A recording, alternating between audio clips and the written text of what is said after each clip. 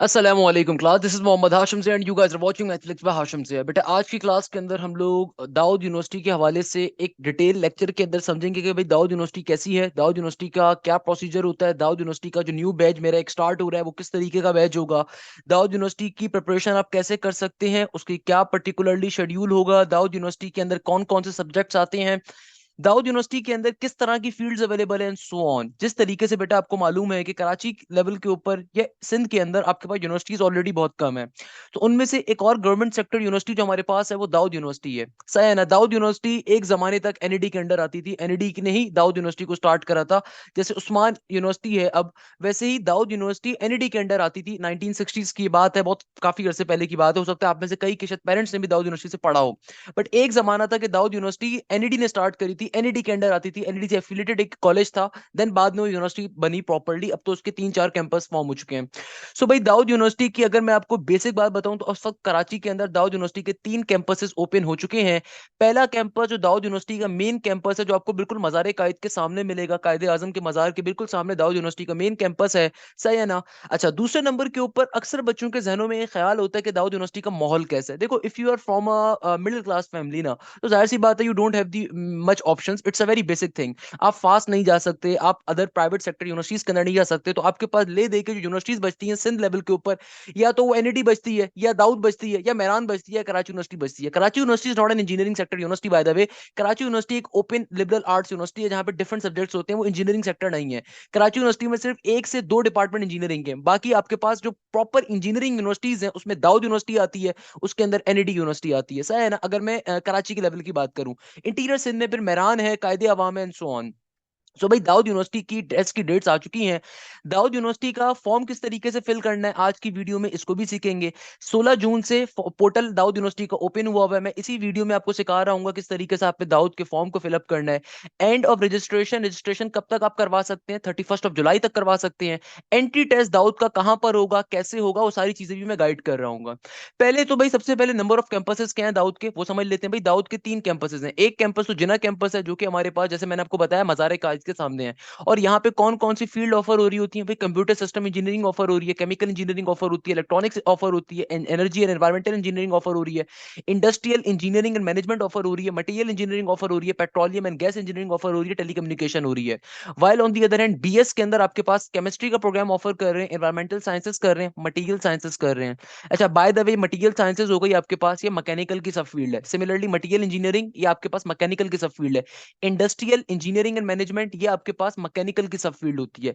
Electronics जो है electrical की तरह की फील्ड है। जिन बच्चों को इलेक्ट्रिकल में जाने का शौक है तो इलेक्ट्रॉनिक्स उनके लिए बेस्ट ऑप्शन है, क्योंकि इलेक्ट्रॉनिक्स इज बेसिकली एक ऐसी फील्ड है जो मदर फील्ड है कंप्यूटर की। तो याद रखिए, अगर कंप्यूटर में ना हो तो मैं हमेशा बच्चों को रिकमेंड करता हूँ इलेक्ट्रॉनिक्स में जाएं आप लोग। सही है ना? कंप्यूटर सिस्टम इंजीनियरिंग ऑफर कर रहा है, बिल्कुल ऑफर कर रहा है। इसके अलावा केमिकल इंजीनियरिंग भी दाऊद ऑफर कर रहा है। इसके अलावा अच्छा, दाऊद का केमिकल इंजीनियरिंग बहुत अच्छा है, पहले से बहुत अच्छा है, शुरू से। सही है ना? दाऊद के दो हमेशा से जो है ना बड़े प्लस पॉइंट्स रहे हैं। कुछ कुछ कॉलेजेस जैसे होते हैं इनकी बड़ी अच्छी कुछ स्पेसिफिक फील्ड्स होती हैं, वैसे ही दाऊद यूनिवर्सिटी के अंदर जो एक सबसे अच्छा उनका डिपार्टमेंट शुरू से रहा था वो केमिकल रहा था। और बाकी डिपार्टमेंट भी अच्छे हैं, मगर chemical was always there top bone. Sir top bone मैं कह सकता हूँ उसको, यानी कि strongest bone. Petroleum and gas engineering है, बिल्कुल उसका स्कोप है बेटा सऊदी अरब वगैरह साइड के ऊपर। पाकिस्तान में भी पेट्रोलियम का स्कोप होता है, मगर ऑब्वियसली यहाँ पे आपके पास इतना स्कोप नहीं है, इतना आउटर वर्ल्ड में। यूएसए में बहुत है, ऑस्ट्रेलिया में बहुत है, so number of my friends are graduate from the petroleum engineering, so I know this thing कि ऑल्दो वो पाकिस्तान में मल्टीनेशनल जॉब्स ऑफर होती हैं। देखो, जॉब लेना इज समथिंग डिफरेंट। मैं हमेशा बच्चों को एक चीज के बारे में गाइड करता हूँ। अक्सर मेरे पास एक क्वेश्चन आता है कि सर क्या इलेक्ट्रिकल का स्कोप है या इलेक्ट्रॉनिक्स का स्कोप है? देखो, स्कोप हर फील्ड का है। अगर एक फील्ड आपको पढ़ाई जा रही है ना, उसका स्कोप है। अब अक्सर बच्चों को क्वेश्चन आता है, तो सर मेरे चाचे ने, मेरे मामे ने जो है ना वो मैकेनिकल इंजीनियरिंग करी थी, उसको जॉब नहीं मिल रही। इसका मतलब ये कि बेटा आपका चाचा, आपका मामा जो है ना बेकार आदमी था, यानी कि उनको जॉब इसलिए नहीं मिल सकी। सिंपल सी बात है। अगर उनमें थोड़ी सी भी नॉलेज होती किस तरीके से जॉब लेनी है, तो वो इजीली जॉब ले सकते थे। Remember this thing. पाकिस्तान में भी जॉब्स बेतहाशा मौजूद है इंजीनियरिंग सेक्टर की। What if I tell you कि यार सीएस की भी जॉब नहीं है, इंजीनियरिंग की भी जॉब नहीं है? ऐसा तो पॉसिबल नहीं है ना। इंडस्ट्रीज एग्जिस्ट करती हैं तो जॉब तो होगी, मगर जॉब उसको मिलेगी जो 4 साल तरीके से जो है ना बैठ के पढ़ाई करेगा, जिसको जॉब लेनी आती होगी। यहाँ पे लोगों को रेज्यूमे लिखने नहीं आती होती, यहाँ पे लोगों को बेसिक इंटरव्यू स्किल्स नहीं आते होते, तो ऑब्वियसली जॉब नहीं मिलेगी ना। फिर अगर आप ये बोलो कि सर मेरे वो चाचे का लड़का है, मेरे मामे का लड़का है, उसने तो सर वो इंजीनियरिंग करी थी एकरा से या एनईडी से या पता नहीं किसी और यूनिवर्सिटी से या नस से या किसी भी यूनिवर्सिटी से, उसकी जॉब नहीं लगी। अरे भाई, जॉब लगना इज समथिंग डिफरेंट, पढ़ाई करना इज समथिंग डिफरेंट।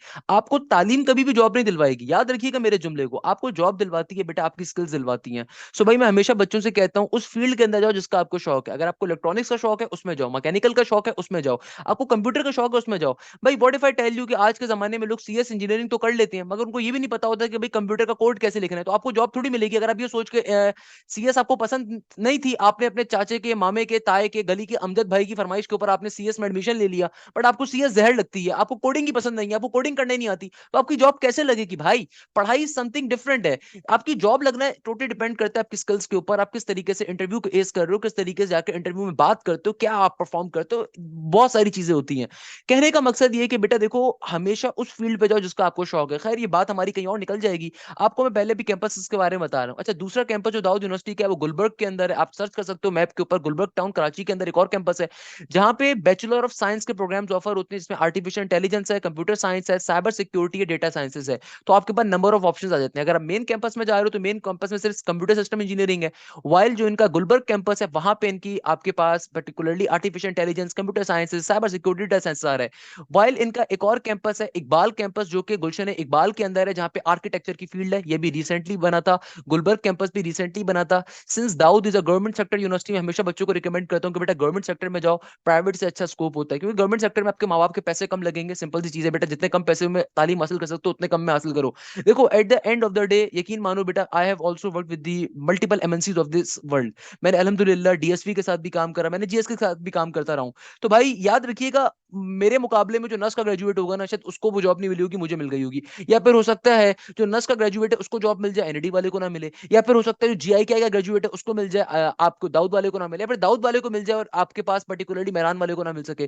देखो याद रखिएगा, job at the end of the day आप किस तरीके से मेहनत करते हो उस पर मिलती है। हमेशा याद रखो, सिवाय दो तीन प्राइवेट सेक्टर यूनिवर्सिटीज की बाकी सारी private sector university second tier universities होती हैं। तो भाई हमेशा कोशिश करो कि अपने माँ बाप के जितने पैसे बचा सकते हो ना बचाओ, और उस टाइम में कोई स्किल्स को लर्न करो, उस टाइम में वर्किंग करो अपनी स्किल्स के ऊपर। कोई फ्रीलांसिंग सीखो, पैसे अर्न करना सीखो, किस तरीके से बनते हैं। यहाँ पे 24-24 साल के बच्चे भी अपने माँ बाप से जो है ना पॉकेट मनीज ले रहे होते हैं, जो कि इंतहाई गलत है। कोई कॉन्सेप्ट ही नहीं है कि भाई किस तरीके से आपने खुद से अर्निंग करनी है, किस तरीके से आपने चीजों को समझना है। मगर अभी नहीं करना, पहले यूनिवर्सिटी में आ जाओ, उसके बाद अभी सारी बेकार बातें सही है ना। खैर वापस आते हैं।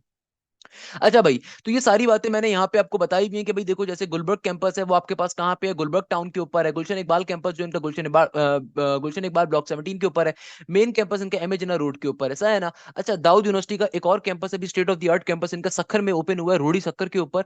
वहां पे ये आर्टिफिशियल इंटेलिजेंस को, डेटा साइंसेस को, मैनेजमेंट टेक्नोलॉजी को, इंडस्ट्रियल मैनेजमेंट टेक्नोलॉजी को भी ऑफर कर रहे हैं। तो ऑब्वियसली ये प्रोग्राम्स भी इनके अच्छे हैं, तो इंटीरियर इनके बच्चे के लिए भी एक अच्छी बात है कि भाई उसके लिए भी मल्टीपल ऑप्शंस आ रहे हैं। तो इन टोटल अब दाऊद यूनिवर्सिटी के 4 कैंपसेस फुली फंक्शनल ऑपरेट कर रहे हैं। एक जिना कैंपस है जो कि मेन कैंपस है, एक गुलशन इकबाल कैंपस है, एक गुलबर्ग टाउन कैंपस है, और एक अब इनके पास रोडी सखर के अंदर भी कैंपस आ रहा है। सिंस गवर्नमेंट सेक्टर यूनिवर्सिटीज हैं तो जो गवर्नमेंट ऑफ सिंध बहुत प्रेफर करती है डिफरेंट जगहों पे इनके कैंपसेस ओपन करवाने के लिए। तो ये तो दाऊद यूनिवर्सिटी की छोटा सा बैकग्राउंड है, और आपके पास कौन कौन सी सीट्स अवेलेबल होती है मैंने वो डिफाइन कर दिया। अब देखो दाऊद यूनिवर्सिटी का आपने किस तरीके से फॉर्म फिल करना है मैं आपको वो भी गाइडेंस दे देता हूँ। सिंपल तरीके से किस तरीके से फॉर्म फिल हो भाई, आप सिंपल तरीके से दाऊद यूनिवर्सिटी की वेबसाइट के ऊपर जाओगे बेटा। मैं सिंपल तरीके से देखो दाऊद यूनिवर्सिटी की वेबसाइट के ऊपर जाऊंगा, ये पहले ही मेरे पास ऑप्शन आया, मैंने इस पे क्लिक कर दिया। तो ये सिंपल तरीके से मेरे पास क्या आ गया, मेरा पर्टिकुलरली यहाँ पे ये दाऊद यूनिवर्सिटी की वेबसाइट ओपन हो गई।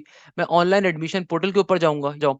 तो भाई एप्लीकेशन पोर्टल आ गया, जाहिर सी बात है अभी चूंकि मेरा अकाउंट फॉर्म नहीं हुआ हुआ तो मैं साइन अप करूंगा। तो बेटा मैं साइन अप करने के ऊपर जाऊंगा, यहाँ पे मैंने अपना नेम डाल देना है, मोहम्मद हाशिम जिया। मोहम्मद हाशिम, कुछ भी डाल दो यार, खैर है। फादर नेम मेरा जिया है। ईमेल आईडी अपनी प्रोवाइड कर देता हूँ, मैथफ्लिक्स बाय हाशिम जिया @gmail.com। सीएनआईसी नंबर ये बेफॉर्म नंबर मांग रहा है, तो कुछ भी डाल देता हूँ उठा के यार। ये मेरा सीएनआईसी नंबर आ गया, सही है ना। कॉन्टैक्ट नंबर, मेरा नंबर पब्लिक है, कोई मसले की बात नहीं है। तो प्लस अच्छा नहीं, क्या कह रहा है, +92 की फॉर्म में डालना है, तो +92 0303 278 5025। That's my number. मैंने इसके ऊपर सिंपल तरीके से क्या कर देना है, इसको मैंने साइन अप कर देना है। अब मेरी ईमेल के ऊपर जो है ना इन्होंने वो भेज देना है। अब देखो कितनी फीस है चालान की, उन्होंने साफ तौर पे बताया हुआ, जनरल गाइडेंस वगैरह। तो अब मैं लॉगिन के ऊपर जाता हूँ। तो लॉगिन के ऊपर कोड आ चुका होगा मेरी ईमेल। तो भाई देखो मेरे पास फाइनली ये दाऊद यूनिवर्सिटी की तरफ से ईमेल आ गई, मैंने इस पे क्लिक कर दिया तो इन्होंने मुझे पासवर्ड सेंड कर दिया। मैं इसको कॉपी पेस्ट मारता हूँ और अपने इस पर्टिकुलर टैब के ऊपर जाऊंगा, दूसरे टैब के ऊपर मैं गया। यहाँ पे जाने के बाद मैंने सिंपल तरीके से, देखो बच्चों मैंने क्या काम करूंगा, मैं सिंपल अपना यूजर नेम लिखूंगा यानी कि मेरी जो ईमेल आ रही थी, और मेरा जो पासवर्ड था मैंने उसको रखना है, सही है ना। अच्छा ये कह रहे हैं इन आने के बाद सिंपल अपना पासवर्ड डालता हूँ, ये अच्छा ये गलत दिखाता रहेगा, इनवैलिड यूजर नेम और पासवर्ड दिखा रहा है, हालांकि सही है। तो मैंने यहाँ पे सिंपल इसको लॉगिन करा, लॉगिन करने में मेरा बेटा ये फॉर्म ओपन हो गया। अब सिंपल तरीके से मैं start filling the application form पे जाऊंगा। अच्छा इन्होंने देखो जनरल इंस्ट्रक्शन लिखी हुई है सिंपल तरीके से, please register yourself with the current spelling of your name, father name, SSC marksheet और this the name entered at the time of registration shall be used in the application form. Okay, after submission of the form, print fees challan and kindly pay 3,500 rupees. अच्छा at any Sindh Bank branch, Sindh Bank की खाली branch के अंदर ये fees हो रही है। जाहिर सी बात है भाई, बैंक का मुआहदा होता है, बैंक को कमीशन मिलता है और फिर यूनिवर्सिटी को भी कमीशन मिलता है, तो भाई सिंध बैंक के साथ उन्होंने मुआहदा करा हुआ है। खाली सिंध बैंक की ब्रांच में आप फीस पे कर सकते हो। Keep checking the website admission portal for all the updates और admit card will be available after the last date of the form submission, यानी कि लास्ट डेट आपके पास आ रही है 31 जुलाई, तो उसके बाद विद इन 1 वीक के बाद आपका एडमिट कार्ड आ रहा होगा। Admit card and original CNIC, यानी कि अगर आपका सीएनआईसी या बी फॉर्म जो भी होगा इनमें से कोई एक चीज आपको लेकर आनी होगी टेस्ट के टाइम पे विद योर एडमिट कार्ड। अच्छा भाई आपको पासपोर्ट साइज फोटो अपनी वो पर्टिकुलरली फोटोग्राफ अपलोड करनी है। ओके तो हम फॉर्म को फिल करना स्टार्ट करते हैं। भाई कह रहे हैं कौन से प्रोग्राम में आपने सेलेक्ट करना है, जाहिर सी बात है भाई सखर के उसमें जाना है या फिर आपने बीई या बीएस या बी आर्किटेक्चर कराची में पढ़ना है, तो मैंने कराची में पढ़ना है। कैंपस कौन सा सेलेक्ट करना है, भाई मेन कैंपस सेलेक्ट कर रहा हूँ फिलहाल, तो मैं खाली मेन कैंपस आ रहा है और सखर का कैंपस आ रहा है, तो मेन कैंपस के जरिए ही बाकी तमाम कैंपस में एडमिशन हो रहा होगा। आगे एग्जामिनर कहता है कि भाई तुम्हारी कैटेगरी क्या है। अच्छा अब देखो सिंध अर्बन का मतलब क्या है कि जो बच्चे कराची के शहरी हैं, यानी कि जो आप कराची का अगर आपका डोमिसाइल है ना कराची हैदराबाद सक्कर का, आप अर्बन में आते हो। सिंध रूरल में वो बच्चा आता है जो बच्चा बेटा इनके अलावा सिंध का कोई और शहर का डोमिसाइल होल्डर है, सही ना। सिंध अर्बन में कौन आता है, कराची का डोमिसाइल, हैदराबाद का, सक्खर का। अगर आपका इनके अलावा यानी कि आपका शहीद बेनजीराबाद का डोमिसाइल है या आपका डोमिसाइल थर का है कहीं और का है, तो फिर आप सिंध अर्बन में नहीं आते, सिंध रूरल में आते हो। आप सिर्फ 3 तरह की कैटेगरीज के बच्चे अप्लाई कर सकते हैं, आजाद जम्मू कश्मीर के, सिंध रूरल के, सिंध अर्बन के। मैं सिंध अर्बन का हूँ, तो बीएस मेरिट या ओपन मेरिट, तो भाई मैं ओपन मेरिट भी अप्लाई कर सकते हो, नहीं तो आप ओपन मेरिट भी, यानी कि बीएस के अंदर अगर आपको एडमिशन मिलता है तो देखो 2 तरह की यहाँ पे कैटेगरीज हैं। बीएस मेरिट का मतलब क्या है कि यार देखो आप या तो ओपन मेरिट पे भी अप्लाई करोगे साथ में आप नॉर्मल के ऊपर भी, तो मैं ओपन मेरिट पे भी अप्लाई कर रहा हूँ, सही है ना। अच्छा अच्छा आगे एग्जामिनर कहता है कि भाई अगर आप सन या डॉटर हो किसी प्रोफेशनल इंजीनियर के, for example if my father is a professional engineer, तो मैं उसको सेलेक्ट करूंगा, यानी कि प्रॉपर वो इंजीनियर है, पाकिस्तान इंजीनियरिंग कौन से रिकॉग्नाइज, तो मेरे फादर जैसे हैं तो मैं कर सकता हूँ। अगर आपके फादर नहीं है तो आप नहीं कर सकते, या अगर आपके फादर प्रॉपर आर्किटेक्ट है तो उनकी भी अलग से सीट्स भी अवेलेबल है, तो ये आपको फायदा है। अगर नहीं है तो आप उनको एज इट इज ब्लैंक छोड़ दोगे, सही है ना। अच्छा अगर आपके फादर दाऊद यूनिवर्सिटी के एम्प्लॉय हैं तो सूरत के अंदर आप उसको करोगे, नॉन टीचिंग स्टाफ है, टीचिंग स्टाफ है, जो भी है। और अगर नहीं है दाऊद यूनिवर्सिटी, वैसे मेरे दाऊद यूनिवर्सिटी के अंदर मेरे फादर या वालदेन काम नहीं करते, तो मैं उसको सेलेक्ट नहीं करूंगा। सेल्फ फाइनेंस पे अप्लाई करोगे तो आप सेल्फ फाइनेंस पे टेक करोगे, क्योंकि सेल्फ फाइनेंस की फीस आपको टेस्ट से पहले पे करनी होगी। आई होप कि यहाँ पे भी ये सिनेरियो है जिस तरह एनईडी के अंदर होता है। अच्छा BS seats for the DUET staff, यानी कि अगर आप दाऊद में मौजूद हो तो भाई दाऊद की बेसिस के ऊपर, दाऊद के अंदर आपके वालदेन काम करते हैं उसकी बेसिस पर अगर अप्लाई करो तो वो आपसे वो मांग रहा है। अब चलो मैंने कह दिया, मैंने मेरे ख्याल में यहाँ पे लिख दिया था दाऊद का, हालांकि मेरे BS seats for DUET staff ये नहीं है मेरे फादर ना, मैं उसको सेलेक्ट नहीं करूंगा। अगर आपके फादर दाऊद में काम करते हैं दाऊद यूनिवर्सिटी के अंदर, तो आप उसको फिल करो, अदरवाइज नहीं करोगे। अगर आपके फादर प्रोफेशनल इंजीनियर नहीं है, प्रोफेशनल इंजीनियर नहीं है, तो फिर आप इसको सेलेक्ट नहीं करोगे। जैसे मेरे फादर में सेलेक्ट कर सकता हूँ, मेजोरिटी के साथ नहीं होंगे तो मैं सेलेक्ट नहीं करता। अच्छा भाई ये कहता है कि भाई सेलेक्ट करो, मेल हो फीमेल हो, क्या हो, नेशनलिटी क्या है, भाई पाकिस्तान की नेशनलिटी है यार। मैंने अपना कोई भी पिक्चर यहाँ पे उठा के मैं डाल देता हूँ, अरे मैराथन पे वर्किंग करा था मैंने मैराथन की पिक्चर डाल दी, सही है ना।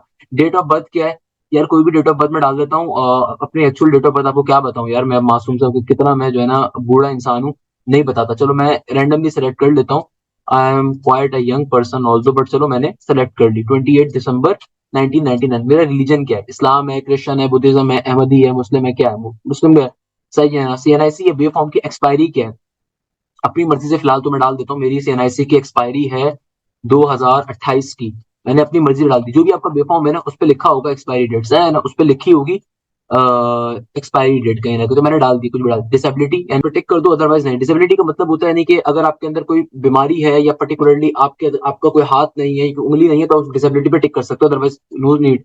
हाफिज कुरान अगर आप हैं तो यस आप करोगे, अगर आप हाफिज कुरान पे यस करते हो तो फिर आपको उसकी इमेज भी डालनी पड़ेगी, अदरवाइज नो कर दीजिए। जैसे मैं तो नहीं हूँ। मदर नेम क्या है, आपकी जो भी वालदा का नाम है आप उस पर टिकअप कर सकते हो, सही है ना। जैसे मेरी वालदा का नाम है, मैं कुछ भी लिख देता हूँ, नजमा बेगम, मैं अपनी मर्जी से लिख दिया मैंने। प्लेस ऑफ बर्थ कहाँ की है, भाई कराची की है तो मैंने कराची लिख दिया। ब्लड ग्रुप क्या है आपका, बी पॉजिटिव, तो मैंने बी पॉजिटिव लिख दिया। पासपोर्ट नंबर जो होता है, अच्छा पासपोर्ट का मतलब क्या होता है, देखो अगर तो आपका पासपोर्ट नंबर है बना हुआ है तो आप पासपोर्ट नंबर डालोगे, नहीं बना हुआ तो फजूल में डालने की नहीं। मेरा ऑल्दो बना हुआ, मैं क्यों डालूंगा यार, मतलब जब देखो कंपलसरी जो चीज होती है उनमें रेड कलर का टिक लगा हुआ है, अब ये कंपलसरी नहीं है तो रेड टिक नहीं है, इसका मतलब it's not a compulsory thing. अब इसको लीव ब्लैंक छोड़ सकते हो। सेव करके मैं आगे बढ़ गया। अच्छा भाई, आगे कहता है, नेक्स्ट पे चला गया मैं, कहता है भाई डोमिसाइल कहाँ का है। अब डोमिसाइल के ऊपर जाओ। अब देखो डोमिसाइल आपका पंजाब का है, केपीके का है, एजेके का है, गलत बल्तिस्तान का, इस्लामाबाद का, फाड़ा का है, सिंध अर्बन का है मेरे पास में, कराची का डोमिसाइल है, कराची का डाल दिया। मैं अपना पोस्टल एड्रेस डाल देता हूँ भाई। पोस्टल एड्रेस है मेरा हाउस नंबर 436। अपनी मर्जी से डाल लूँ, again it's not the real address because I am not going to show you my real address. So मैं अपनी मर्जी डाल देता हूँ भाई, house number 436 Askari 5। House number 436 Askari 5 and आगे मैं कह देता हूँ मलिर कैंट कराची।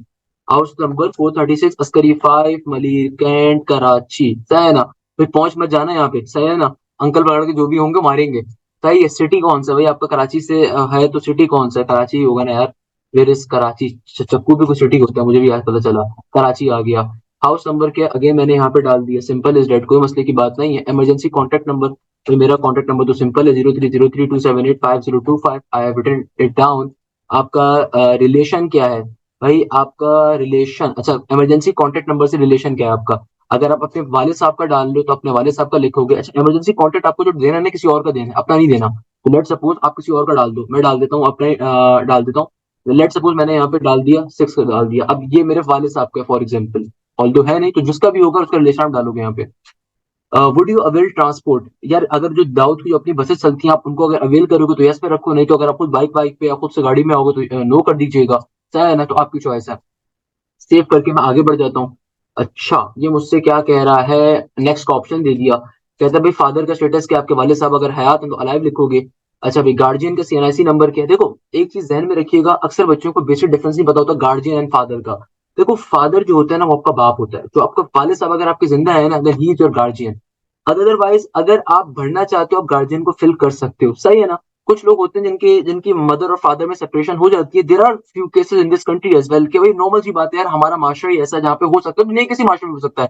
अगर आपकी कफालत आपके वाले साहब नहीं करते, आपके मामू करते हैं, आपके ताया करते हैं, उस सूरत में आप फिर यहाँ पे गार्जियन का डालोगे, सही है ना। उस सूरत में गार्जियन का नेम उनको ऑब्लिगेशन रखो। अदरवाइज अगर तो आपके वाले साहब भी माशाल्लाह से आपकी कफालत करते हैं, आपका खर्चा पानी उठाते हैं, तो फिर आपको गार्जियन नेम लिखने की नीड नहीं है, you can just go with your father. Okay तो फादर का सीएनआईसी नंबर मैंने अपनी मर्जी से कुछ भी लिख दिया है। पेरेंट या गार्जियन से आपका रिलीजन क्या है उनका, कोई मुस्लिम है तो मुस्लिम आओगे। आपके घर में कितने फैमिली मेंबर्स हैं आप उसको लिख दो भी, जितने भी आपके घर में फैमिली मेंबर्स आपने वो लिख दिया। आपके गार्जियन की या फादर की मंथली इनकम क्या है, you can write the actual one. देखो हमेशा एक्चुअल लिखा करो, उसकी बेसिस के ऊपर आपको स्कॉलरशिप अगर चाहिए तो मिलेगी। अगर आप झूठ मूठ लिख कर आओगे तो आपको चीजें नहीं मिलेंगी, it's a very basic thing. अक्सर बच्चे समझते हैं झूठ बोलेंगे मिल जाएगा भाई। वो जो आगे बैठे होते हैं, आपको जो इंटरव्यू लेने के लिए बैठा होगा ना बाद में स्कॉलरशिप के लिए, वो पागल नहीं है यार, वो भी मतलब कुछ जमाते पढ़ने के बाद ही उसकी पोजीशन में बैठा है कि वो आपका इंटरव्यू ले सकता है। तो अपनी सही इनकम रखो। Let suppose your father earn around 50,000 rupees, make it happen 50,000 rupees. अच्छा दाऊद में इसको स्कॉलरशिप के ऑप्शन होते हैं वो भी डिफाइन कर रहा हूँ। अगर तो देखो मेरे फादर ही मेरी कफालत करते हैं, मुझे गार्जियन नेम फिल करने की नीड नहीं है। अच्छा फादर या गार्जियन का ऑक्यूपेशन क्या है, तो पब्लिक सर्वेंट है। पब्लिक सर्वेंट का मतलब गवर्नमेंट ऑफिसर है। रिटायर्ड पब्लिक सर्वेंट यानी रिटायर्ड गवर्नमेंट ऑफिसर है, प्राइवेट सेक्टर के अंदर है, किसी प्राइवेट कंपनी में काम करते हैं, retired from private sector, unemployed, कुछ भी आप लिख सकते हो जो भी है। फादर का अपना काम है, अपनी दुकान वगैरह है, अपना कारोबार करते हैं, बिजनेस लिख दो आप। गार्जियन का मोबाइल नंबर जो भी आपने सिंपली उसको यहाँ पे लिख दिया, मैंने यहाँ पे सिंपल अपने गार्जियन के मोबाइल नंबर को लिख दिया, जो भी गार्जियन का मोबाइल नंबर था मैंने उसको यहाँ पे फिल आउट कर दिया। मदर का ऑक्यूपेशन क्या है, मदर हाउस वाइफ है, पब्लिक सर्वेंट है, जो भी है। अच्छा रिलेशन विद गार्जियन, यार गार्जियन का नाम, अच्छा मैंने फादर ही कर रहा हूँ ना। देखो रिलेशन विद गार्जियन का मतलब क्या, अगर आपके फादर ही आपके गार्जियन है तो ऑब्वियसली आप फादर लिखोगे। अगर आपकी मदर आपकी कफालत करती है तो गार्जियन नेम में आप मदर लिखोगे और फिर यहाँ पे मदर को सिलेक्ट कर दोगे, सही है ना। मदर का ऑप्शन यहाँ पे कहीं ना कहीं पे होगा, मदर का ऑप्शन ये रहा, सही है ना। अच्छा गार्जियन का एड्रेस क्या है, वही सेम एड्रेस ही है, तो मैं इसको डायरेक्टली इधर ही कॉपी पेस्ट कर देता हूँ। Askari 5 Malir cantt 436 house number है, सही है। अच्छा भाई गार्जियन या फादर की डेजिग्नेशन क्या है, आपके फादर मैनेजर हैं, आपके फादर टीचर हैं, आपके फादर इंजीनियर है, जो भी उनकी डेजिग्नेशन है आप उस डेजिग्नेशन लिख दोगे। मैं कह देता हूँ यार इंजीनियर है, my father is engineer, so I can write it here that my father is just an engineer, so I can write engineer. Mother का डेजिग्नेशन क्या है, अभी मदर वाइस प्रेसिडेंट है, हाउस वाइफ है, जो भी है उसका फिल आउट कर दोगे, तुम्हें कंपलसरी नहीं है इसलिए मैं नहीं फिल कर रहा। सेव करके मैं आगे बढ़ जाता हूँ। अच्छा भाई अब आपने सिंपल यहाँ पे जो ए लेवल्स के बच्चे हैं वो ए लेवल्स का फिल आउट करेंगे, जो एचएससी के बच्चे हैं एचएससी का फिल आउट करेंगे। If you are waiting for a final result please include the marks you received at the intermediate part 1। अच्छा अब देखो दो चीजें, अगर आप लोग ए लेवल्स को और आपका ए टू का रिजल्ट नहीं आया तो आपकी इक्विवेलेंसी जो थी वो अपने पार्ट 1 की यहाँ पे डाल दो। अच्छा, इसमें दो चीजें होती हैं। अब फॉर एग्जाम्पल एक बच्चा एचएससी पार्ट 2 का भी उसने एग्जाम दिया है, फॉर एग्जाम्पल आपने किस ग्रुप से दिया था उसको सेलेक्ट करोगे। लेट सपोज मैंने physics chemistry biology A levels के बोर्ड से दिया था, तो मैंने यहाँ पे लिख दिया कि भैया मैंने ए लेवल्स का स्टूडेंट हूँ, मैंने ए लेवल्स पर टिक कर दिया, फिजिक्स केमिस्ट्री बायोलॉजी मैथ्स मैंने पढ़ा हुआ है। तो भाई आपका क्या बोर्ड था, आप देखो भाई कैम्ब्रिज बोर्ड यहाँ पे गिवन है, कैम्ब्रिज का बोर्ड भी गिवन है। सिमिलरली अगर मैं कराची बोर्ड तो मैं कराची बोर्ड को सेलेक्ट अप कर लूंगा, इंटरमीडिएट बोर्ड कराची था। कॉलेज का नाम क्या था, आई एम अ प्राउड डिजेरियन by the way, so I will write GJ science college, जो भी नाम था मैंने सिंपल तरीके से उसको लिख देना है। मेरा कॉलेज का रोल नंबर क्या था, जो भी रोल नंबर था यार उसको उठा के यहाँ पे आप लिख दो। टोटल मार्क्स आपने कितने थे, टोटल मार्क्स आपके कॉलेज के कितने थे, यानी कि 1100 नंबर का एग्जाम होता है ना इंटरमीडिएट का, तो यहाँ पे 1100 लिख दोगे। आपने उसमें से कितने मार्क्स हासिल करे, भाई 850 हासिल करे, 890 हासिल करे, उसको लिख दोगे। ईयर ऑफ पासिंग क्या है आपका, आपने किस साल में अपना सेकंड ईयर या इंटरमीडिएट को पास करा। अगर आप अभी लेट सपोज आपके इंटर का रिजल्ट नहीं आया हुआ और आपने इसी साल इंटर के एग्जाम में 2024 लिखोगे, आप सही है। आपका ग्रेड क्या है, लेट सपोज ए पॉजिटिव है, कोई सप्लीमेंट्री आई हुई है, नहीं आई हुई, रिजल्ट अवेटिंग तो नहीं है, अगर रिजल्ट अवेटिंग होगा तो यस लिखोगे, क्लियर है बेटा। इसमें यहाँ पे साफ तौर पे लिखा हुआ है, if you are waiting for your final result please include the marks you received in the intermediate part 1, same goes for the A levels. At least आप लोग फॉर्म को फिल कर लो और दाऊद वालों की ईमेल के ऊपर उनसे कांटेक्ट करके उनसे पूछ लो कि भाई क्या प्रोसीजर है, क्योंकि मेरे जहां तक ख्याल था लास्ट ईयर तक इन्होंने जो जिन बच्चों का ए2 का रिजल्ट आया हुआ था सिर्फ उनको उन्होंने एडमिशन देने का कहा था। एटलीस्ट अब ये चीज कंफर्म कर लीजिएगा, क्योंकि आई am not sure about this particular thing कि जो ए लेवल्स का बच्चा है उसको वो ए2 के बेसिस पे अप्लाई अगर कर रहा है, ए2 का रिजल्ट अभी नहीं आया हुआ तो वो एलिजिबल है एडमिशन के लिए, नहीं है। तो मेरे ख्याल में तो आप एलिजिबल हो, बट लास्ट इन्होंने ये काम किया था कि जिनका ए2 का रिजल्ट नहीं आया हुआ था तो उनको उन्होंने फॉर्म फिल नहीं करने दिया था, क्योंकि कुछ बच्चे ऐसे होते हैं जो एक आध जो वो होता है पेपर होता है वो अक्टूबर नवंबर की सीरीज में दे रहे होते हैं। इस चीज को आप कंफर्म काइंडली कर लीजिएगा, सही है ना। अच्छा, इसी तरीके से एसएससी के जो आपके नंबर थे, अगर आपने ओ लेवल्स पढ़ा था, एसएससी पढ़ा तो आप उसको यहाँ पे लिखोगे, यानी कि मैट्रिक के अंदर। बोर्ड आपका क्या था, कराची बोर्ड था, कराची बोर्ड को मैंने फिल आउट करा। मेरा स्कूल क्या था, मैंने सिंपल स्कूल को यहाँ पे फिल आउट करना है। सिंपल तरीके से जो आपका रोल नंबर था आपने यहाँ पे सिंपली अपने रोल नंबर को उठा के यहाँ पे टाइप कर देना है, क्लियर है बेटा। और इसके बाद आपने टोटल नंबर ऑफ मार्क्स लिखने जो भी आपके ओ लेवल्स के या आपके जो भी पर्टिकुलरली एसएससी के नंबर थे। मेरा ख्याल है 1000 नंबर का होता था आपका मैट्रिक, उसको लिखोगे। आपने कितने मार्क्स उसमें से ऑब्टेन करे उसको यहाँ पे उठा के आप लिख दोगे, सही है ना। जो भी आपने मार्क्स ऑब्टेन करे थे, ईयर ऑफ पासिंग क्या है, किस ईयर के अंदर आपने स्कूल से ग्रेजुएट हुए थे, किस ईयर के अंदर आपने अपना ओ लेवल्स कंप्लीट करा था, किस ईयर में आपने अपना मैट्रिक पास किया था, उसको यहाँ पे उठा के आप लोगों ने सिंपली फिल आउट कर देना है, सही है ना। अच्छा, 2022 होगा वैसे तो, 2022 में किया। ग्रेड क्या था आपका, आपका ग्रेड ए पॉजिटिव था, ए नेगेटिव था, ए था, बी पॉजिटिव था, एंड सो ऑन। सप्लीमेंट्री कोई आई थी नहीं आई थी उसको फिल आउट कर दोगे, और फिर इस तरीके से मैं आगे बढ़ जाऊंगा। ये मैंने सेव कर दिया, सही है ना, ये मैंने सेव कर दिया, तो आगे क्यों नहीं बढ़ रहा, ओके। ओके। अच्छा, एकेडमिक डिटेल्स हमने डाल दी, यानी कि सारी चीजें हम लोगों ने फिल आउट कर दी है। अच्छा, इसके बाद हम लोगों ने क्या करना है, सिंपल तरीके से नेक्स्ट ऑप्शन के ऊपर मैं जाऊंगा। एकेडमिक डिटेल्स आपने जब फिल आउट कर दी तो उसने आपको सिंपली नेक्स्ट का ऑप्शन दे दिया, डिग्री ऑप्शन की आपकी पहली प्रेफरेंस क्या है। तो पहली प्रेफरेंस मेरी कंप्यूटर साइंस है, तो मैंने कंप्यूटर साइंस को फिल आउट करा। दूसरी प्रेफरेंस के ऊपर ऑब्वियसली सी बात है, देन सेकंड प्रेफरेंस के ऊपर हमेशा याद रखो, अगर आप सीएस में अप्लाई करो तो पहली प्रेफरेंस हमेशा आपकी कंप्यूटर साइंस होनी चाहिए, उसी के अंदर आर्टिफिशियल इंटेलिजेंस, उसी में डेटा साइंस से सब चीजें आ जाती हैं। अब सेकंड ऑप्शन के ऊपर मैंने आर्टिफिशियल इंटेलिजेंस रख दी, थर्ड में मैंने साइबर सिक्योरिटी रख दी, फोर्थ के ऊपर मैंने डेटा साइंस रख दिया, फिफ्थ के ऊपर मैं रख देता हूँ, अल्लाह भला करे किस चीज को, फिफ्थ के ऊपर मैं चेक कर लेता हूँ। अगर तो मुझसे फिफ्थ मांगे जा रही है ना तो वो फिर मैं रख देता हूँ मटेरियल साइंसेस को।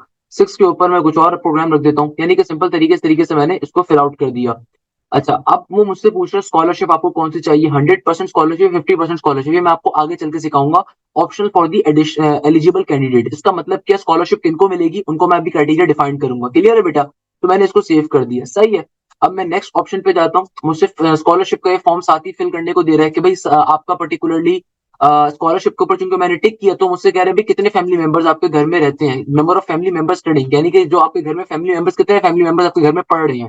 तो अब देखो मेरे घर में लेट सपोज 3 फैमिली मेंबर्स हैं और मेरे 3 बहन भाई हैं जो आपस में तालीम हासिल कर रहे हैं, मैंने उनका नाम लिख दिया।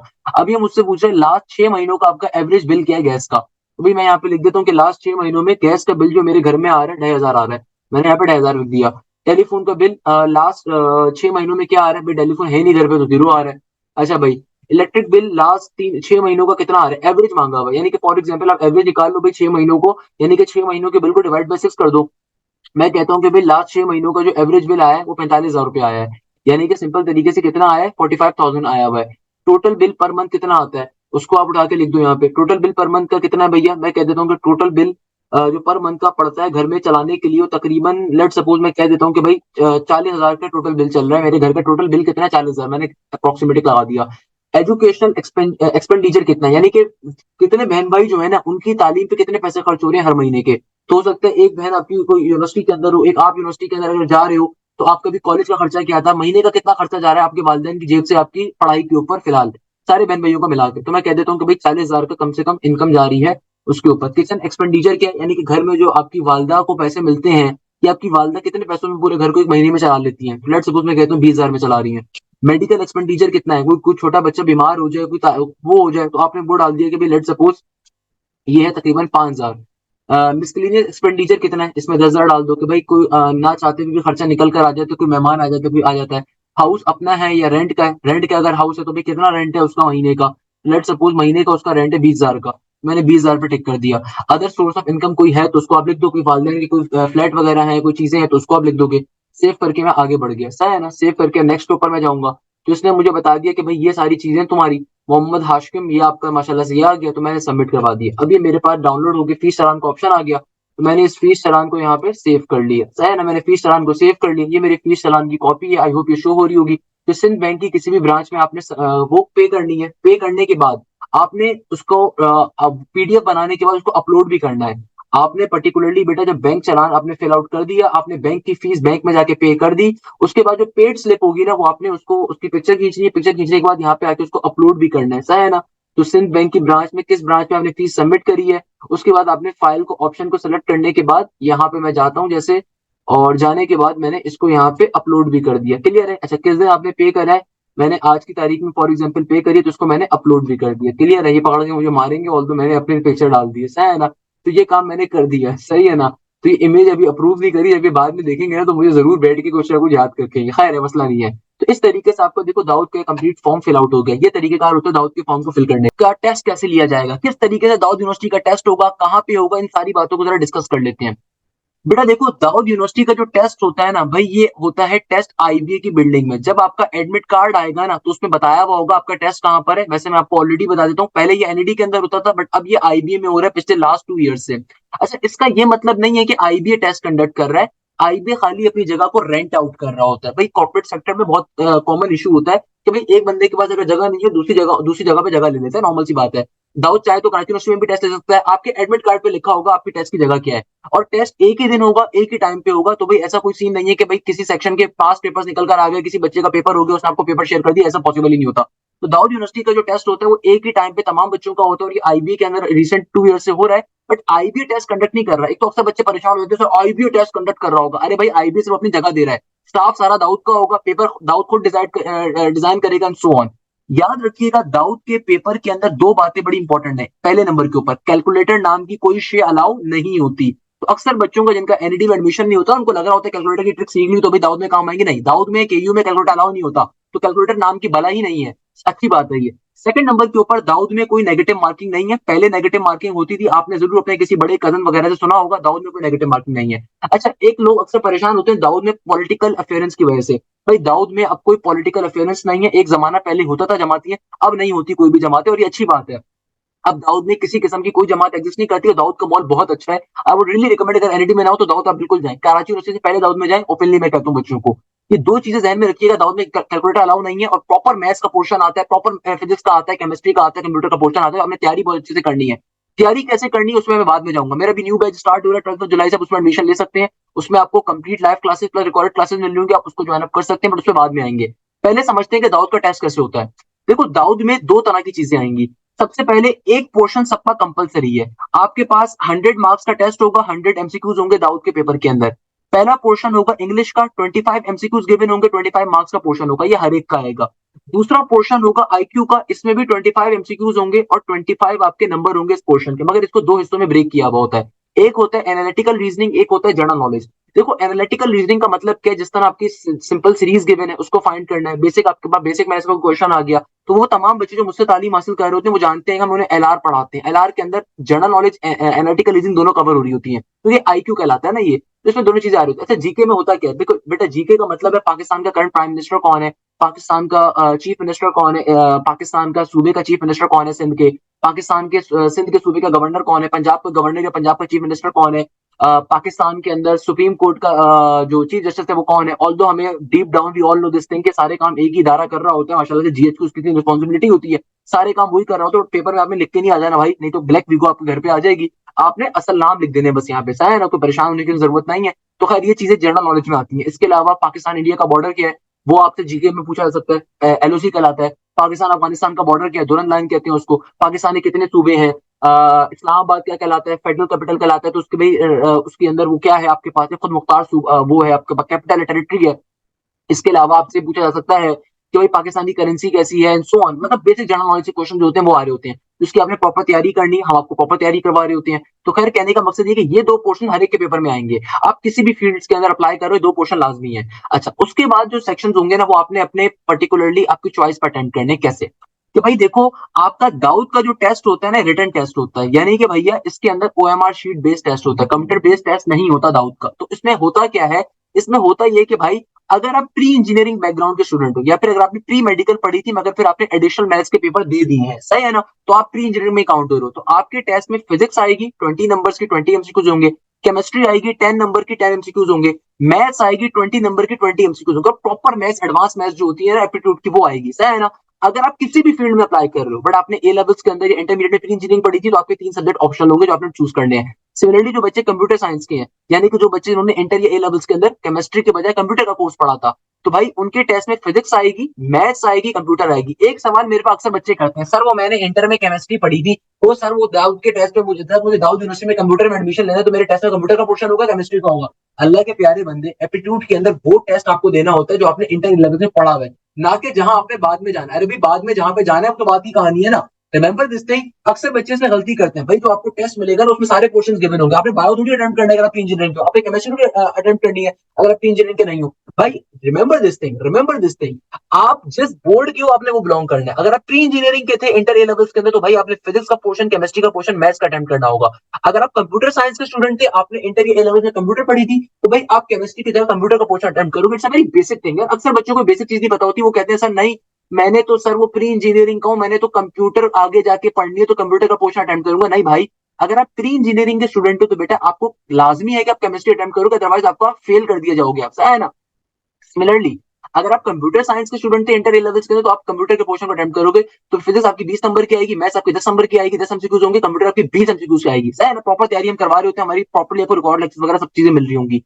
Similarly if you are from the pre medical background, तो बेटा आपका फिजिक्स का पोर्शन होगा, केमिस्ट्री का होगा, बायोलॉजी का होगा। आपकी चॉइस थोड़ी है कि यार आप अपनी मर्जी से कोई मैथ्स उड़ा के दे दो, आपको बायो का बच्चा बोलेगा मैं जो मैथ्स अच्छे मैथ्स दे दूंगा मैं, अरे भाई सॉल्व ही नहीं कर सकते आप वहां पे, आपको फेल कर दोगे, आप सारे आंसर गलत करके आ जाओगे। तो भाई आपने अगर इंटर या ए लेवल्स के अंदर प्री मेडिकल बायो पढ़ी थी, तो आपके टेस्ट के सब्जेक्ट्स होंगे फिजिक्स, केमिस्ट्री, बायोलॉजी। तो भाई ये दो पोर्शन तो आपने हर सूरत अटेम्प्ट करने कंपलसरी है। ऑप्शनल का मतलब ये होता है कि भाई जो आपका इंटर ए लेवल्स का बोर्ड था उसके हिसाब से आपको बाकी के 3 सेक्शन को अटेम्प्ट करना है। Remember this thing, total marks 100 numbers का है, टोटल एमसीक्यूज 100 होंगे, तो आपको चीज अटेम्प्ट करनी है।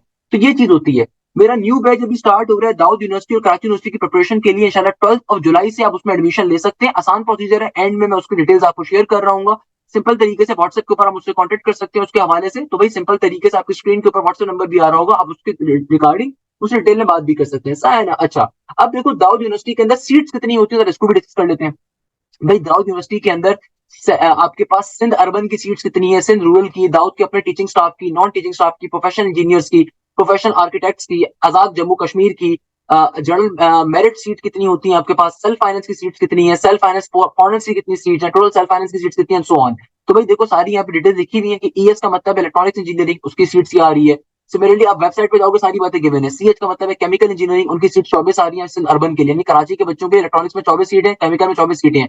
पीजी का मतलब है petroleum and gas engineering, CS के अंदर सिर्फ 8 सीट है सिंध अर्बन के लिए। देख लो भाई दाऊद यूनिवर्सिटी और एनईडी में ये डिफरेंस है। एनईडी बहुत बड़ी है, दाऊद ऑब्वियसली उसके मुकाबले में छोटी है, क्योंकि एनईडी के बाद स्टार्ट हुई थी, एनईडी नहीं स्टार्ट करी थी इनफैक्ट। तो भाई दाऊद में इसलिए मेरिट कंपटीशन थोड़ा ज्यादा होता है, क्योंकि भाई बहुत सा बच्चे इसके एनईडी में नहीं होता, दाऊद में जाएगा। हर बच्चा फास्ट तो अफोर्ड नहीं कर सकता, हर बच्चा ना सपोर्ट नहीं कर सकता, हर बच्चा आईबी अफोर्ड नहीं कर सकता। आईबी के एक सेमेस्टर भी 4 लाख रुपए कैसे अफोर्ड करेंगे, माँ बाप नहीं कर सकते। तो ये रीजन होती है। तो आपको वेबसाइट के ऊपर तमाम सीट्स मिल जाएंगी, कितने नंबर ऑफ सीट्स अवेलेबल है। आपने बस एक चीज ध्यान में रखनी है, देखो मैं सीट डिस्ट्रीब्यूशन कभी नहीं बताता, एक चीज ध्यान में रखो यार, एक चीज बस ध्यान में रखो भाई, टेस्ट में जितना अच्छा परफॉर्म करोगे ना उतने ज्यादा आपके चांसेस हैं कि आपको एडमिशन मिल जाएगा। That's a very basic thing. Test में अच्छा परफॉर्म कर लो, आपको वैसे एडमिशन मिल जाएगा। मैं आपको लास्ट ईयर्स की मेरिट लिस्ट दिखा देता हूँ। क्या भाई, बीएस के अंदर देखो, दाऊद यूनिवर्सिटी के अंदर काफी सारी सीट्स है सीएस के बच्चों के लिए। ओपन मेरिट पे 148 सीट्स है, 144 एआई के अंदर सीट्स आ रही है इनके पास। मैं इसको रब कर देता हूँ। आपके पास सीएस के अंदर जो सीट्स आ रही है 148 है, एआई में 144 है, साइबर सिक्योरिटी में 144 है। देखो जानबूझ के जो है ना लोगों ने अपनी सीट्स, ज्यादा सीट्स रखी भी इसी के अंदर होती है, क्योंकि सबको पता है ज्यादातर बच्चे सीएस में जा रहे होते हैं, इसलिए उन्होंने मेजोरिटी सीट्स ओपन मेरिट पे रखी हुई। ओपन मेरिट का मतलब क्या है कि भाई आपको सिंपल तरीके से मेरिट के ऊपर अगर अप्लाई करो तो ओपन मेरिट की कैटेगरी में वो लाई कर रहा होता है। क्लियर है बेटा? तो सारी बातें उन्होंने लिखी हुई है, सही है ना?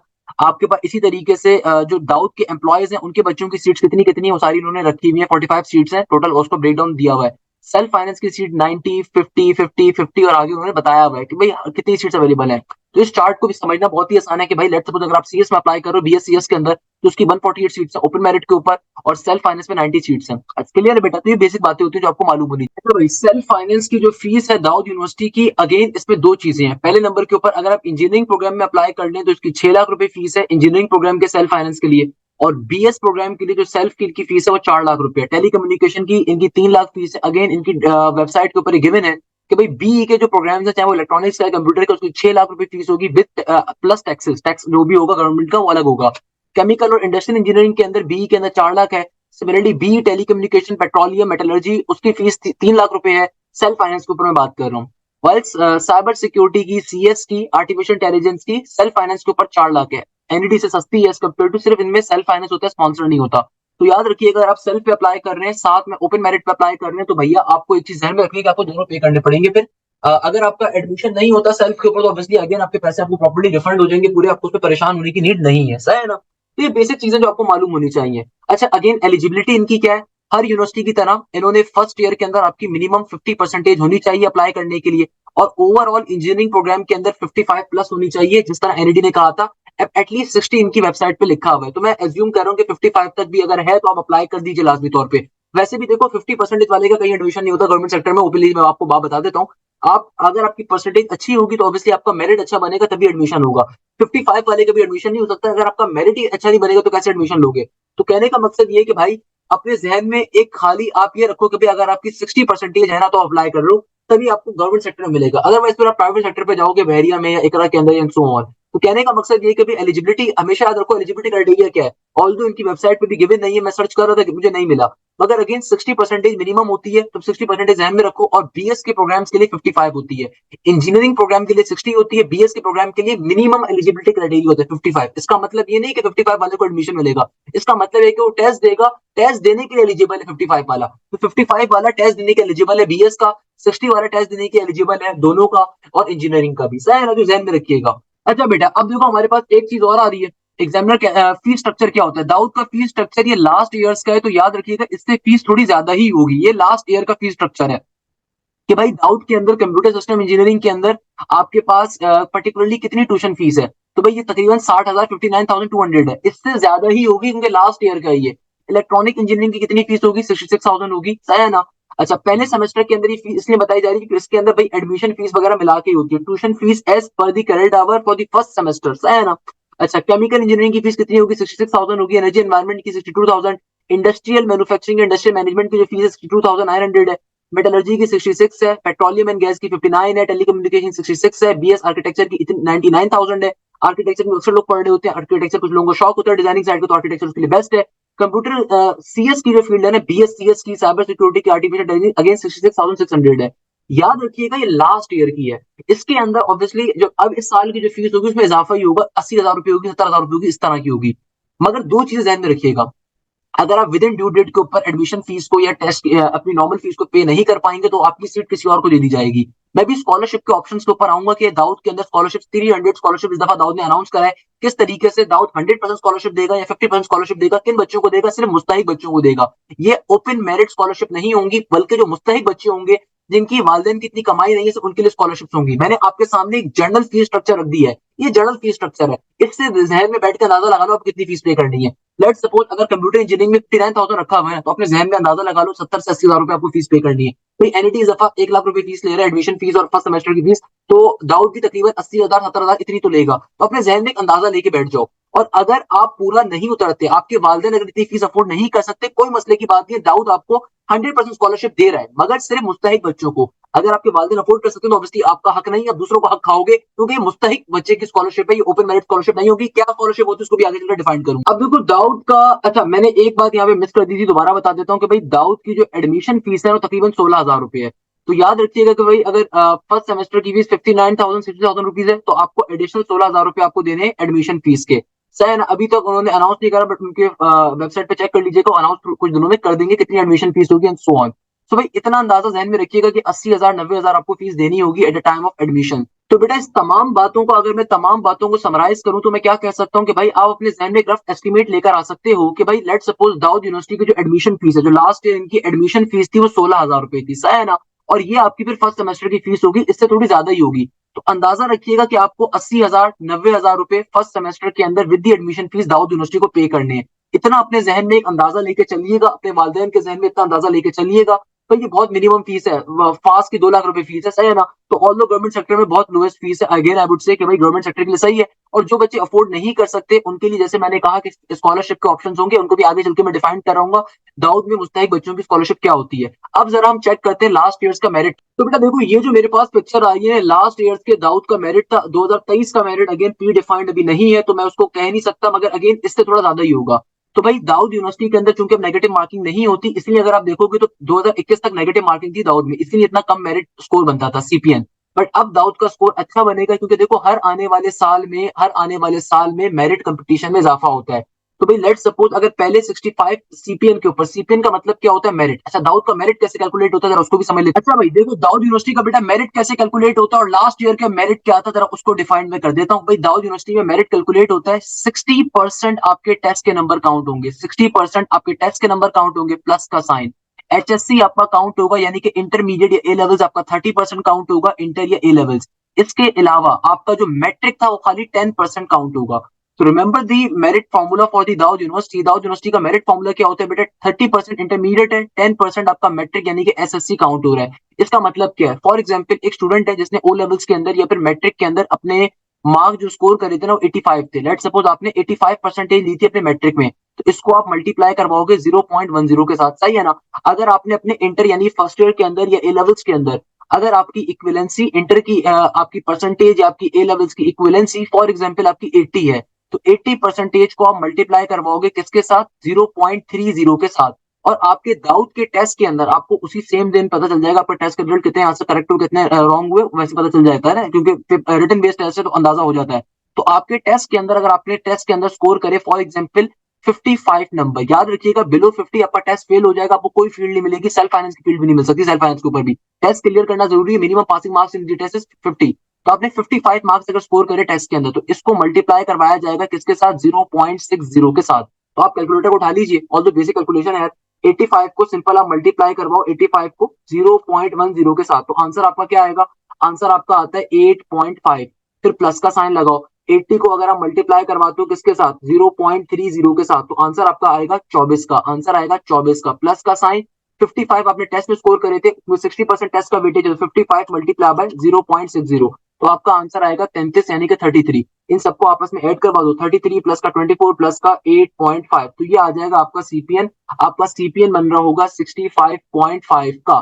चूंकि टेस्ट का वेटेज ज्यादा है इसीलिए अक्सर बच्चों का सीपीएन यहाँ पे कम होता है। तो अब देखो आपको कौन सी फील्ड मिल सकती है, याद रखिएगा लास्ट ईयर्स के मेरिट है, आज के मेरिट नहीं है। लास्ट ईयर भी 2022 के अंदर भी 70 के ऊपर कंप्यूटर साइंस क्लोज हुई थी सीएस के ऊपर, बीएससीएस पे। While on the other hand engineering के अंदर सीएस की फील्ड 74 पे क्लोज हुई थी। याद रखिएगा लास्ट ईयर्स के स्कोर है 2022 के। 2023 में मेरिट और इंक्रीज हुआ होगा, 2024 में मेरिट और इंक्रीज होगा। अब कुछ बच्चे बोलेंगे सर हमारा तो इंटर का रिजल्ट इतना खराब आया था। बेटा इंटर का रिजल्ट आपका खराब आया होगा, बाकियों का नहीं आया। भाई बाकियों का पढ़ने वाले बच्चे जो होते हैं वो अच्छे भी लेकर आए थे। तो भाई टेस्ट के अंदर देखो, टेस्ट मैटर करता है। आपका अगर इंटर का खराब रिजल्ट भी आया था तो सिर्फ 30% इंटर काउंट हो रहा है, तो इंटर तो काउंट ही इतना नहीं हो रहा। असल चीज क्या है? टेस्ट है। जिस बच्चे ने, देखो मैंने आपको कितना अच्छा स्कोर दिया, मैंने मैट्रिक में 85% स्कोर दिया, मैंने इंटर में 80% स्कोर दिया, मगर टेस्ट में मैंने खराब नंबर लगाया जानबूझ के, ताकि आपको दिखा सकूं कि लेट सपोज किसी बच्चे का अगर मैट्रिक के अंदर 80% है तो 80% को अगर आप 0.10 से मल्टीप्लाई करते हो तो क्या आंसर आएगा? जाहिर सी बात है, सिंपल 8 ही आएगा, नॉर्मल सी बात है। नहीं 8 नहीं आएगा, क्या आएगा भाई? तो देखो अगर मेरी मैट्रिक में फॉर एग्जांपल 80% है तो आप खुद देखो, मैं आपको चीज दिखाना चाह रहा हूँ। अगर इंटर में आपकी मैट्रिक में आपकी 80% थी तो सिर्फ उसका 8 आएगा, क्योंकि 80 को आप 0.10 से मल्टीप्लाई करोगे। लेट सपोज आपकी इंटरमीडिएट के अंदर 65% थी, 65 मल्टीप्लाई बाय 0.30, तो देखो आंसर क्या आएगा? 65 को अगर मैं 0.30 से मल्टीप्लाई करता हूँ तो मेरे पास 19.25 आंसर आएगा। कितना इंपैक्ट पड़ा? कुछ भी इंपैक्ट नहीं पड़ा इतना ज्यादा। While on the other hand अगर मैं टेस्ट के अंदर फॉर एग्जांपल 79 स्कोर कर लेता हूं, सही है ना? और कर सकते हो, अगर आप तरीके से पढ़ लो आप कर सकते हो। तो 79 मल्टीप्लाई बाय 60% यानी कि 0.60, कितना आंसर आएगा जरा उसको भी चेक कर लो। 79 को अगर मैं 0.60 से मल्टीप्लाई करता हूँ, खुद देखो आंसर आ रहा है आपके पास 47.4। खुद देखो आपकी इंटर में ऑलमोस्ट 65 थी, मगर आप इन सबका अगर सम करते हो तो क्या बन जाएगा? 8 प्लस का 19.25 प्लस का 47.4, आपका आंसर आएगा 74.65। कितना आया? 74.65। तो भाई इंटर का इतना रोल नहीं है, टेस्ट का असल रोल है। टेस्ट की तरीके से जिसने तैयारी कर ली वो सिकंदर है, दूसरा बंदा बंदर है। तो भाई इंटर में तुम्हारी 90 आई हुई है, खाली 30% उसका काउंट हो रहा है। ऑल्दो टेस्ट का कितना हो रहा है? 60% हो रहा है। टेस्ट असल चीज है, टेस्ट गेम चेंजर है, टेस्ट में मेहनत करनी है। याद रखिएगा ये 2022 और 21 की मेरिट लिस्ट है, 2023 में से ज्यादा ही हुआ होगा। मैं एक आपको एजम्पशन दे सकता हूँ कि भाई लेट सपोज 2023 के अंदर आर्किटेक्चर आपकी क्लोज हुई होगी 66 67 के ऊपर, सही है ना? आपकी केमिकल इंजीनियरिंग क्लोज हुई होगी 69 तक के ऊपर। कंप्यूटर साइंस आपकी क्लोज हुई होगी 78 तक के ऊपर, क्योंकि बहुत मेरिट होता है, सही है। इलेक्ट्रॉनिक्स आपकी क्लोज हुई होगी 67 68 तक अगेन। एनर्जी एनवायरमेंट आपकी 63 64 तक पे गई हुई होगी, एनर्जी वगैरह आपकी, सही है ना? एनर्जी आपकी 63 64 पे गई हुई होगी। मैंने खैर ऊपर नीचे करके लिख दिया, खैर है, सही है ना? बात समझ तो गए हो। मेटलर्जी इंजीनियरिंग आपकी क्लोज हुई होगी 64 65, 2-2% इंक्रीज कर लो, सिर्फ 2-2% इंक्रीज कर लो, सही है ना? सिमिलरली कंप्यूटर साइंस अगर पिछले साल 2022 में 70 पे गई थी ना, तो इस साल वो तकरीबन 74 पे जाके क्लोज होगी, याद रखिएगा। साइबर सिक्योरिटी अगर पहले 63 पे गई थी, अब 66 पे जाएगी। 60 आर्टिफिशियल इंटेलिजेंस पहले अगर 61 पे गई थी, अब 65 पे जाएगी।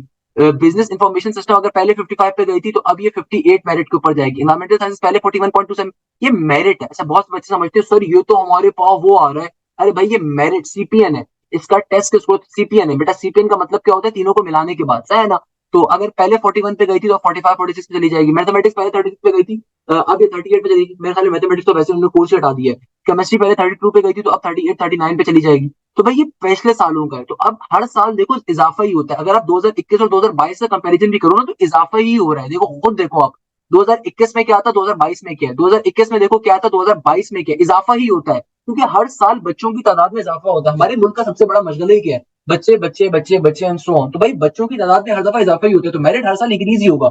मेरिट कभी डिक्रीज नहीं हो सकता, याद रखिएगा। मेरिट कभी डिक्रीज नहीं, जितना खराब रिजल्ट क्यों ना आ जाए। क्योंकि भाई 10 का खराब अगर रिजल्ट आएगा ना तो 20 का रिजल्ट अच्छा आएगा होगा, ये ध्यान में रखिएगा। ये बदकिस्मती ये मुल्क यूनिवर्सिटीज नहीं है बेटा, क्या करोगे? तो भाई आप खुद कंपैरिजन करके देखो ना। अक्सर बच्चे मुझसे पूछ रहे होते हैं सर दाऊद 2024 का मेरिट क्या होगा? अगर भाई 2024 का मेरिट उस वक्त आएगा जब एडमिशन हो जाएंगे। आप एक कंपैरिजन बस ध्यान में रखो कि देखो 2021 के अंदर क्या था, 59 था आर्किटेक्चर का, 2022 में क्या हुआ, 65 हुआ। 2021 में 72 था कंप्यूटर का, 2022 में क्या हुआ, 74 हुआ। यानी कि देखो मेरिट में इजाफा ही होता है, मेरिट कभी कम नहीं होता। और अगर मैं रूरल सिंध की बात करूं, देही सिंध की, जहां पे तालीम का इतना रुझान नहीं रहा, मगर वहां के बच्चे को भी शौक है तालीम हासिल करने का।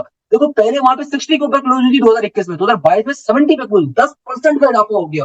2023-24 में और इजाफा होगा, याद रखिएगा चीज को बेटा ध्यान में। तो ये होता है मेरिट कंपैरिजन या मेरिट लिस्ट, जो मैंने आपको सामने रख दी आपकी बेटर अंडरस्टैंडिंग। अब देखो बेटा, अब आते हैं सबसे इंपॉर्टेंट क्वेश्चन के ऊपर कि सर दाऊद के अंदर स्कॉलरशिप कैसे मिलती है।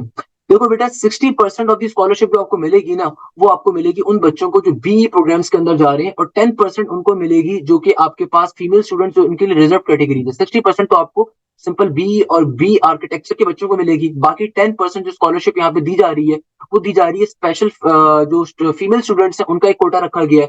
अच्छा, दूसरे नंबर के ऊपर एग्जामिनर ने साफ तौर पे बताया था कि प्रायोरिटी उनको दी जाएगी जो बच्चे स्पेशल नीड्स होंगे, इनके प्रॉपरली वो है, प्रॉपरली जो मुस्तहिक है।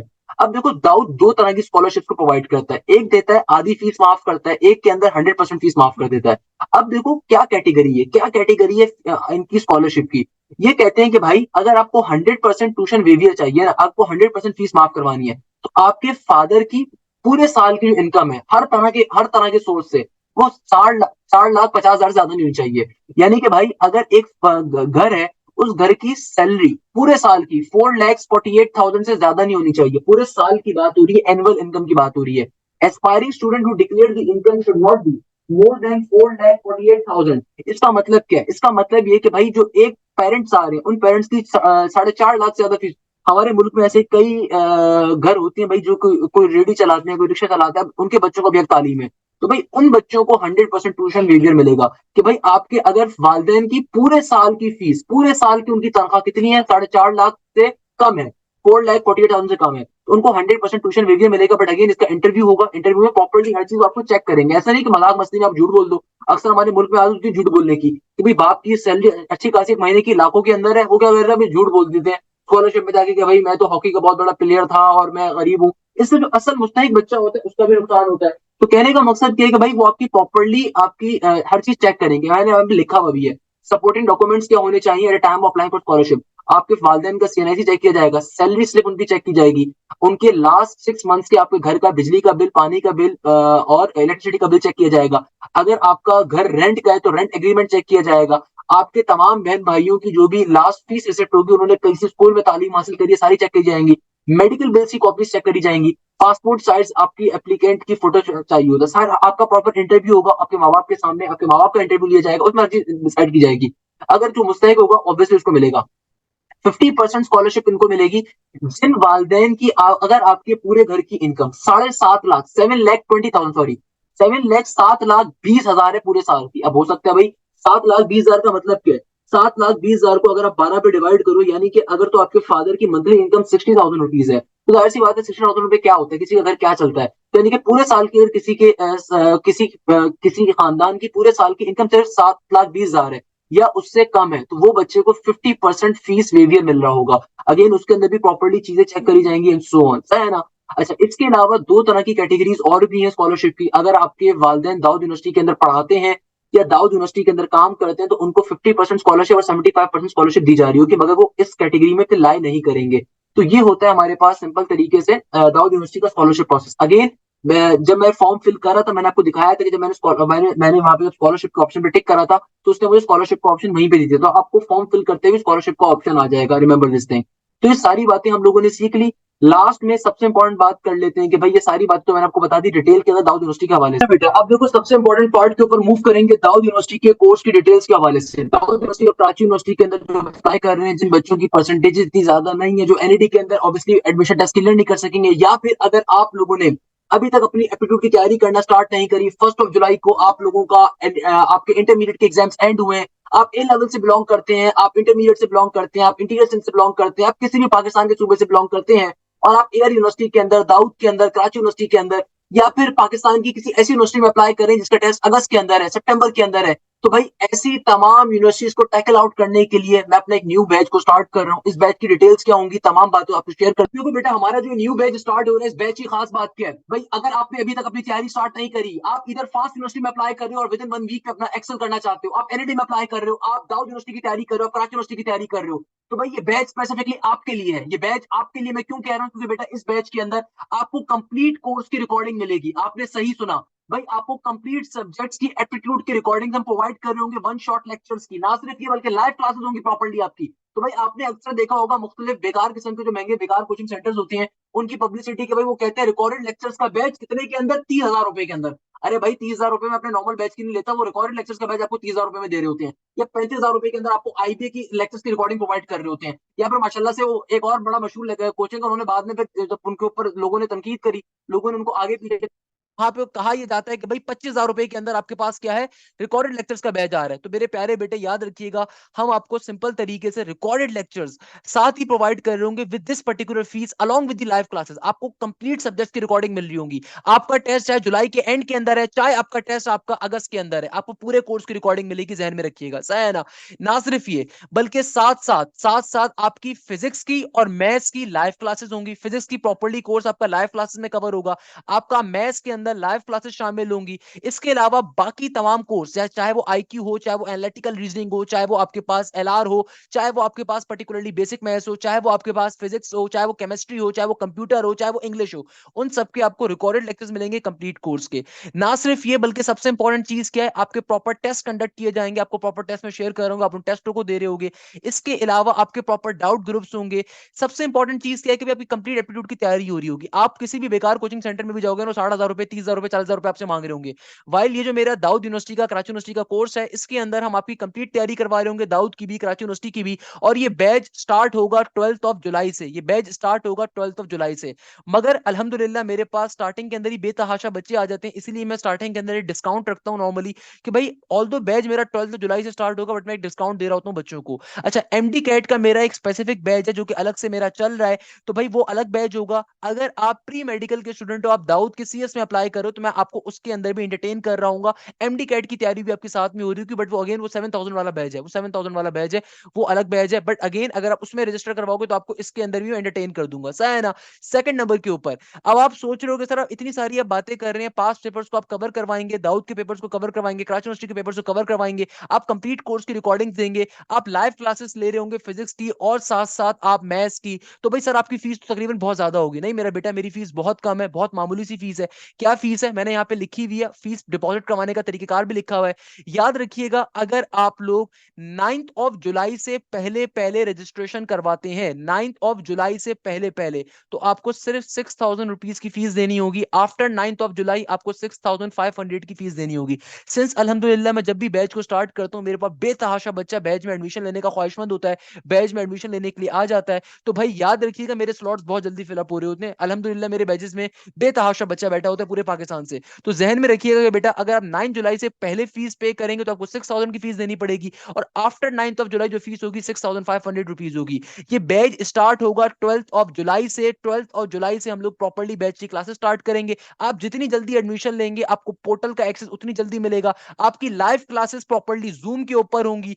पोर्टल का एक्सेस मिलने का मतलब ये कि आप तमाम के तमाम सब्जेक्ट्स के रिकॉर्डेड लेक्चर्स को, अगर आपकी क्लासेस 12 जुलाई से स्टार्ट हो रही हैं, आप मेरे पास 4 जुलाई को एडमिशन लेते हो, तो बेटा आपको रिकॉर्डेड लेक्चर्स का एक्सेस आपको 4 जुलाई से 5 जुलाई से मिल रहा होगा। इसका फायदा यही है कि भाई आप अपनी तैयारी स्टार्ट करना स्टार्ट कर सकते हो, और 12 जुलाई ऑनवर्ड आपकी प्रॉपरली लाइव क्लासेस स्टार्ट हो जाएंगी। फीस किस तरीके से पे करनी है उसको तरीके का बता देता हूँ। जो फीस हमारी 6,500 रुपीज है, इसको आप इजी पैसा कर सकते हो, जैस कैश कर सकते हो, सदा पे कर सकते हो, नया पे कर सकते हो। इस नंबर के ऊपर, डेट नंबर है 0303278525, यही मेरा व्हाट्सएप नंबर है। जब आप फीस पे कर दोगे, या फिर अगर आप मिजान बैंक से फीस पे करना चाह रहे हो, या पाकिस्तानी किसी भी बैंक से, आपको किसी बैंक जाने की जरूरत नहीं है। आप सिंपल आपके इलाके के अंदर इजी पैसा की, जैस कैश की जो भी दुकान है, आप उसके जरिए भी मेरे मिजान बैंक अकाउंट के ऊपर फीस पे कर सकते हो। सिंपल सा मिजान का अकाउंट गिवन है, आपको कोई बैंक जाने की नीड नहीं पड़ेगी। आप बैंक जाके करवाना चाहते हो, बैंक जाके करवा लो। अदरवाइज आपके पास कोई भी मोबाइल एप्लीकेशन है, आपके पास इजी पैसा है, जैस कैश, सदा पे, नया पे है, आप उससे भी मेरे मोबाइल बैंक अकाउंट के ऊपर पेमेंट को ट्रांसफर कर सकते हो। आप इजी पैसा, जैस कैश, सदा पे, नया पे भी कर सकते हो। नंबर यही है, हर जगह पे अकाउंट नंबर यही है। अक्सर बच्चे मुझे मैसेज करके पूछते हैं अकाउंट नंबर यही है, भाई अकाउंट नंबर यही है, चाहे वो इजी पैसा अकाउंट हो, चाहे वो जैस कैश हो, चाहे वो सदा पे हो, चाहे वो नया पे हो। तो आपने फीस इस नंबर पे डिपॉजिट करनी है। आफ्टर डिपॉजिटिंग द अमाउंट, आप इधर बैंक के अंदर डिपॉजिट करते हो मेरे बैंक के इस अकाउंट के ऊपर, या फिर आप मेरे इस व्हाट्सएप के ऊपर डिपॉजिट करते हो, यानी कि इस पर्टिकुलर इजी पैसा, जैस के, सदा पे, नया पे डिपॉजिट करते हो। डिपॉजिट करने के बाद आपने इसी नंबर के ऊपर मुझे व्हाट्सएप करना है, along with your name, along with your email address, और साथ ही जो पेमेंट का प्रूफ होगा उसके साथ आप मुझे मैसेज करोगे। जब आपने पेमेंट ट्रांसफर कर दी, जैसी फीस को आप ट्रांसफर करोगे, आप इजी पैसा, जैस कैश, सदा पे, नया पे, इसके जरिए जब आप फीस को ट्रांसफर कर दोगे, तो बेटा ट्रांसफर करने के बाद आपने इसी नंबर के ऊपर क्या करना है, मुझे व्हाट्सएप करना है। व्हाट्सएप के ऊपर अपना नेम, ईमेल एड्रेस बताओगे। अक्सर बच्चे गलती करते हैं कि भाई सुबह 2 बजे फीस भेजी है और शाम के 8 बजे मुझे मैसेज कर रहे होते हैं। भाई जिस टाइम पे आप फीस भेजोगे, उसी टाइम पे फौरन से फिर आपने इसी नंबर के ऊपर मुझे मैसेज करना है।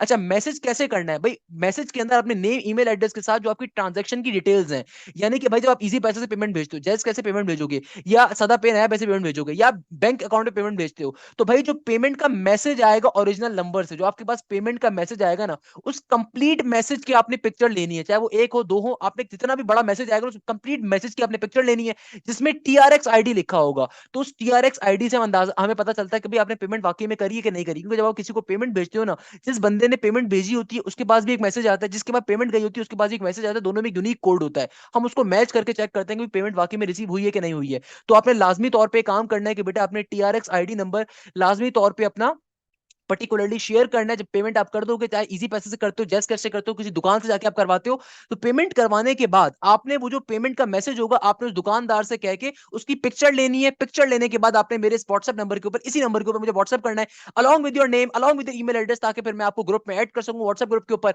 आपकी लाइव क्लासेस प्रॉपर्ली जूम के ऊपर होंगी, आपको रिकॉर्डेड लेक्चर्स थ्रू हम गूगल के थ्रू प्रोवाइड कर रहे होंगे। तो भी मैंने ऑलरेडी बेतहाशा कम फीस रखी हुई है, और अर्ली बर्ड डिस्काउंट आपके पास है 9th ऑफ जुलाई से पहले पहले तक का। अगर आप 9th ऑफ जुलाई से पहले पहले आ रहे हो, जाहिर सी बात है, अभी फास्ट की तैयारी करना चाह रहे हो, एनईटी की तैयारी करना चाह रहे हो, साथ में दाऊद की तैयारी करना चाह रहे हो, तो आपको रिकॉर्डेड लेक्चर्स का एक्सेस मिल जाएगा। उन रिकॉर्डेड लेक्चर्स का फायदा ही यही है कि बेटा आप विद इन सेकंड्स के ऊपर आप एस कर सकते हो, आप रिकॉर्डेड लेक्चर से कंप्लीट तैयारी कर सकते हो, क्योंकि भाई कंप्लीट एप्टीट्यूड की वन शॉट लेक्चर्स हैं। मुझसे अक्सर बच्चे कहते हैं सर किस तरीके की तैयारी होगी, तो भाई कैसे तैयारी होगी आपकी, सिंपल तरीके से वन शॉट लेक्चर्स भी अवेलेबल है। इसके अलावा मैथ्स आपको लाइव पढ़ाई जाएगी, फिजिक्स आपको लाइव पढ़ाई जाएगी, केमिस्ट्री या कंप्यूटर के अंदर मैं आपको डाउट टीचर्स हो सकता है प्रोवाइड कर रहा हूं, इंग्लिश में डाउट टीचर प्रोवाइड कर रहा हूं आपको, उसके भी रिकॉर्डेड लेक्चर्स आपको दिए जाएंगे। आपको रिकॉर्डेड लेक्चर्स में सारे सब्जेक्ट्स प्रोवाइड कर रहा हूं इस मिनिमल फीस के अंदर। ना सिर्फ ये, बल्कि फिजिक्स और मैथ्स आपको लाइव पढ़ाई जा रही होगी। तो भाई फीस पे करने का तरीकेकार मैं ऑलरेडी बता चुका हूं। 12th ऑफ जुलाई से बैच स्टार्ट हो रहा है दाऊद यूनिवर्सिटी का, कराची यूनिवर्सिटी का। इसमें आप लाजमी तौर पर पार्टिसिपेट कर सकते हैं, एनरोल करवा सकते हैं, और इसकी रजिस्ट्रेशन फीस 6500 रुपीज है। इसी में कंप्लीट कोर्स की फीस शामिल है, ये कंप्लीट कोर्स की फीस है, आपकी एक एक चीज की तैयारी करवाई जा रही होगी। सिमिलरली मैं अपने बच्चों को पास्ट पेपर्स का एक्सेस बहुत पहले से प्रोवाइड कर रहा हूं, तो वो आपको गाइडेंस मिल रही होगी। जाहिर सी बात है, मैं खुद पढ़ा रहा हूँ तो आपको मेरी गाइडेंस एक मिल रही होगी बहुत ज्यादा। तो ये चीज बहुत इंपॉर्टेंट है बेटा। यहीं पे इस क्लास को एंड करेंगे, उम्मीद के साथ कि आप जहां हैं, जैसे खैरियत से होंगे। मुझे बहुत सारी दुआओं में याद रखिएगा। जज़ाक अल्लाह, thank you so much. Hashim Zia signing of.